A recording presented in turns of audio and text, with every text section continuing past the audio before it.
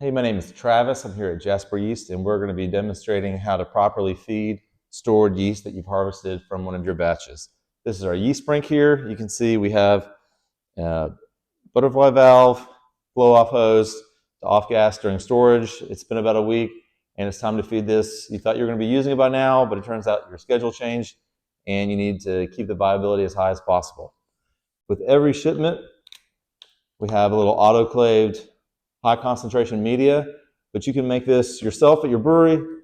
This is something that you could do. Basically, you can pull out a small portion of wort from your kettle directly into, this is a 3-piece mason jar.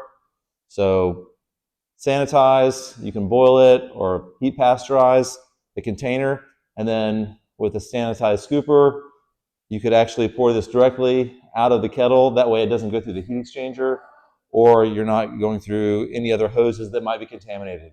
Then you'd need to cool this down. Take the lid off.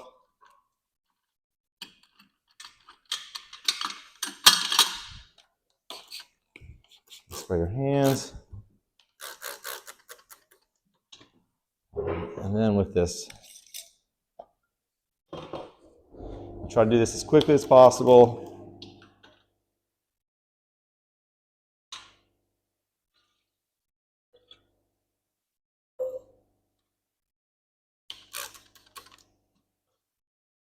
Put the clamp back on. It's a little tight.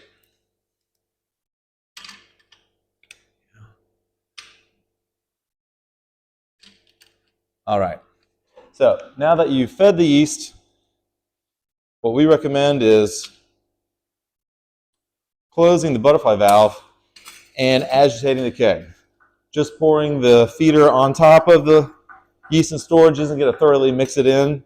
So these brinks are great because they're small enough that you could actually pick them up, shake them more easily than the 15-gallon kegs.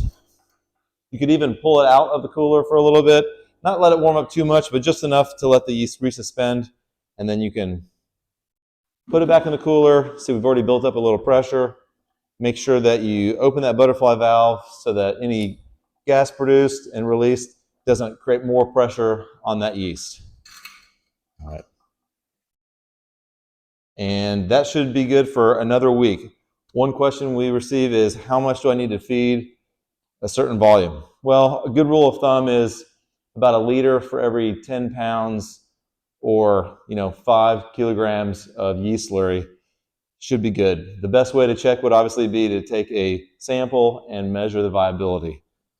But make sure that you have the butterfly opened up and continue to shake it throughout the day.